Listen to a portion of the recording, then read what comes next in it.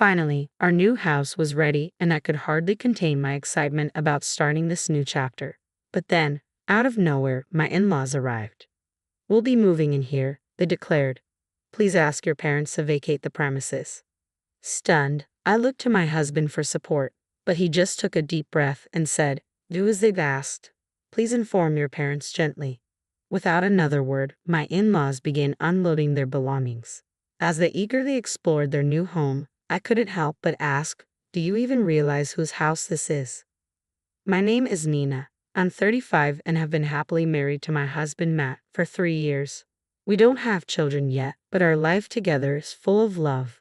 Lately, I've been worried about my aging parents. Their mobility has been declining, and it's been on my mind. So, I proposed to Matt that we move in with them."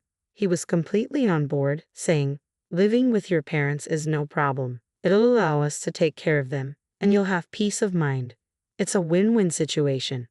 "Thank you, Matt," I said, overwhelmed with gratitude for having such a considerate husband. We began making plans to live together, but executing this idea right away proved challenging. My family home is quite far from the city, which complicates our work commute. Neither of us can drive, making it impractical to live there. Moving my parents to the city isn't feasible either. Our current rental is small, suitable for 2, but cramped for 4, and adding a child would only make it worse. It seemed like there were no easy solutions. Then it hit me, why don't we take a bold step and build a spacious new house? When I shared the idea with Matt, his face brightened. "That's a fantastic idea. A new spacious home would be perfect for all of us." With his enthusiasm, we began planning our new house. When I told my parents, they initially felt guilty about us building a home for them. However, after I explained our reasoning, they understood and were thrilled. Their happiness was a balm to my heart. Later, my husband and I went to a real estate agency to finalize the details. We explored locations close to hospitals for my parents' health and near train stations for easier commuting. We also carefully discussed the specifics of the house. Although I sought input from my parents, they seemed reluctant about moving in with us. Fortunately, my husband had many valuable suggestions, which made the planning process much smoother. Gradually, our vision for the dream home began to take shape, and the prospect was thrilling. After much discussion and research online, we finalized the plans for our new house and were ready to consult with builders. "We're nearly there with the preparations," I said. "Building a house has turned out to be more challenging than I expected." My husband commented, "Balancing this with work makes progress slow, doesn't it?" We invested a lot of time into our plans, but the results were immensely satisfying. The blueprint for the house, which we meticulously crafted, far exceeded our expectations. We consulted with various real estate agents and conducted thorough online research to reach this point.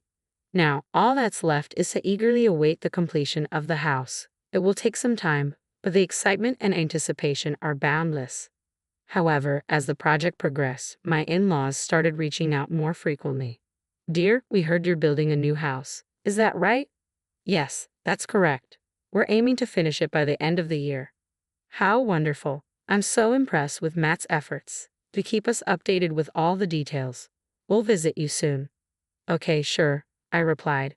Surprised by my mother-in-law's enthusiasm, my husband and I decided to visit their house over the weekend.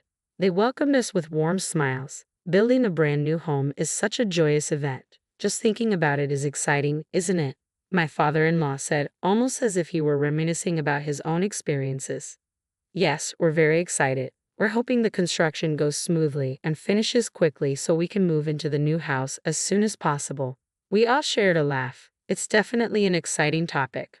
By the way, would you like to see the blueprints? Following my mother-in-law's request, my husband pulled out his phone to show them the design he had photographed. "Oh, it's quite spacious," she observed. "And so many rooms." "Yes, well, we'll be living with my parents, so we needed the extra space," I explained. "Wait, you're all moving in together?" Both of my in-laws looked at my husband in disbelief. "So you two are going to live with Nina's parents?" "Yes," my husband replied. "Since my parents are getting older, we suggested living together, which led us to decide to build a new house." "Really? I see. Moving in together." Their tone shifted noticeably, hinting at their discomfort. To shift the focus, I attempted to change the subject. "How have you both been? How's your health?" "We're doing well. No major changes, just the usual routine." But tell us more about the new house. Which room will your parents be using? Well, we're currently planning for this room, my husband explained, pointing to the blueprint. He seemed unaware of the subtle shift in mood, but I could see that their expressions grew tense when they learned my parents would be moving in. It might feel as if my parents were receiving special treatment. I felt a twinge of guilt but hoped they would understand our decision given my parents' situation. However, it was clear they were struggling to accept it. The construction of our home was progressing smoothly, and each visit revealed how close it was to completion. As my husband often said, I was caught between the eagerness to move in quickly and the desire for everything to be perfect. My parents visited midway through the construction and were thrilled with the progress, which made me feel grateful to be able to provide this for them.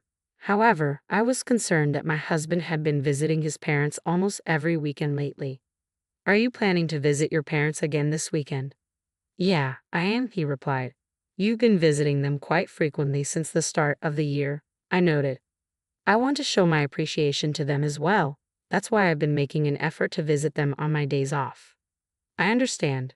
Matt, you're so considerate. Should I come along? I asked, concerned that his parents might feel disappointed.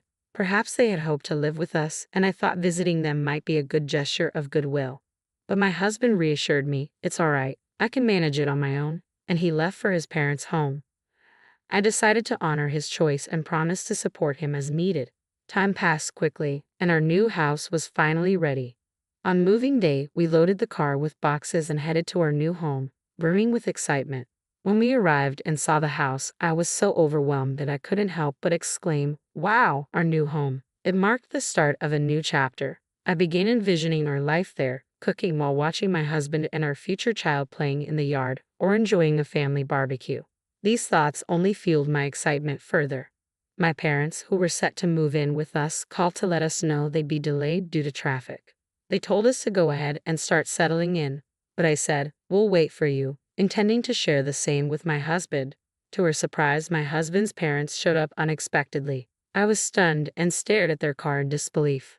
Why are they here? I wondered as they stepped out of the car, smiles wide, and walked towards us. Look at this magnificent house. It's impressive enough to show off to our friends, they said. Yes, it's the house that Matt and I carefully planned, I responded. Nina, you have excellent taste, my mother-in-law added. Well, I suppose I can give her credit for that, I said, thank you. To my surprise, they began unloading the considerable amount of luggage from their car. Startled, I quickly asked, mother-in-law, father-in-law, why do you have so much stuff? What are you planning to do? Their reply was equally unexpected. What do you mean? We're moving our things into this house. What? You're planning to live here starting today? You'll need to ask your parents to leave, they said. What? Why are you doing this? I asked in disbelief. With a hint of frustration, my mother-in-law explained, as a new bride, it's customary to prioritize your husband's family. We should be the ones moving into the new house.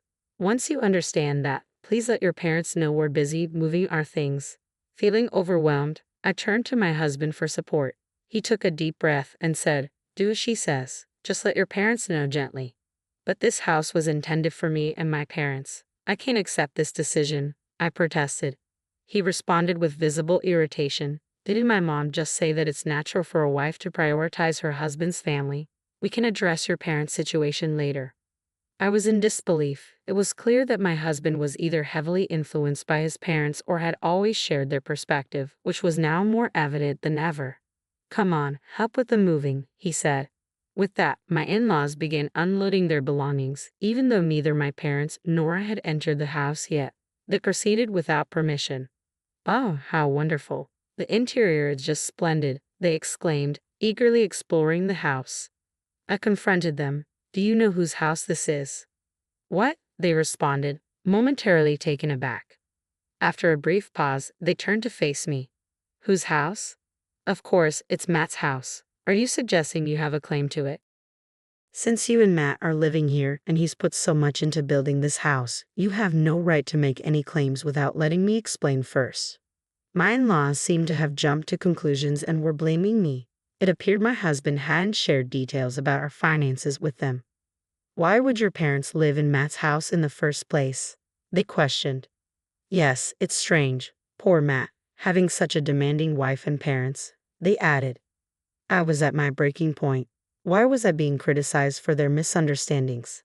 If you intend to live here, then Matt should compensate for the amount spent, I said. I've contributed to this house, I said. My in-laws stared at me in disbelief. How much are you claiming to have paid? It must be a small amount, maybe $800, they mocked. My husband, looking uncomfortable, said nothing. I turned to him, challenging, Are you being honest? How high and mighty do you think you are? He hesitated. What are you insinuating? My mother-in-law demanded, her tone authoritative. Seeing that my husband was unwilling to address the issue, I decided to clarify things myself.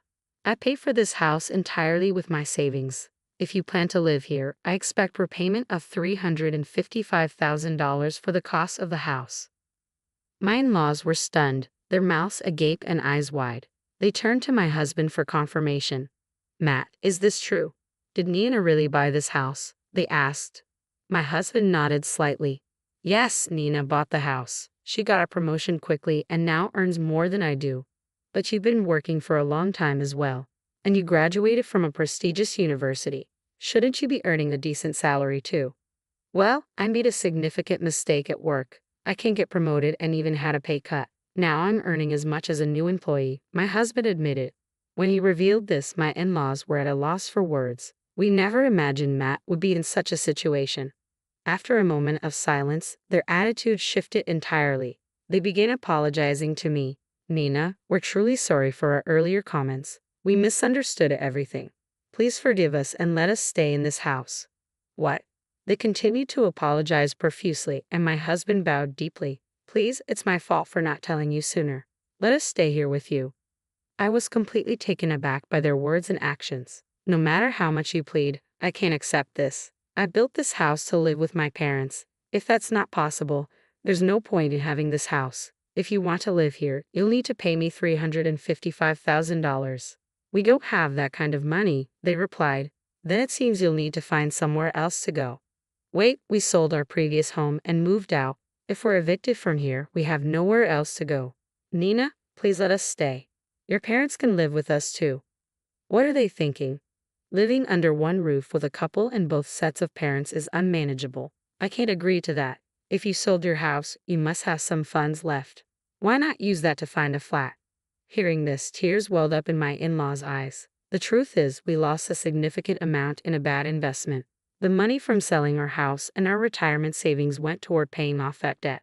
We have nothing left. I'm retired, and my wife has been a housewife for years, so she can't work at this age. You're our only hope. Despite the heartfelt plea, the situation was a result of their own financial mistakes. If you need help, shouldn't you be asking your son for support? I'm not in a position to support strangers, I replied. Why not? Aren't we family too? They asked. That's too much to ask. Can't you at least help us a little? They pleaded. It's impossible. I can't even fathom living with someone whose family is trying to take over our home. Matt, let's get a divorce. What? Wait a minute. I can't even think about a divorce. I'm sorry, but I can't forgive this. Please leave right now. When I mentioned divorce, my husband panicked. My in-laws continued to plead, but I had already lost any willingness to forgive them. If you plan to stay here, I'll call the police, I warned, causing my in-laws to flee in fear. My husband, dismayed, protested, I'm still your husband. I should have the right to stay here. If you insist, I'll take legal action, I replied. His demeanor changed instantly. Understanding that a lawsuit could cost him his job, he quickly gathered his belongings and left. Shortly after he departed, my parents arrived. They were confused by his absence but were shocked when I explained the situation. They thanked me, saying, "Thank you for standing up for us. I wish my husband had been more understanding, but I'm relieved to have distanced myself from such a selfish in-law family before our child was born." The divorce process proceeded smoothly, and I became single again.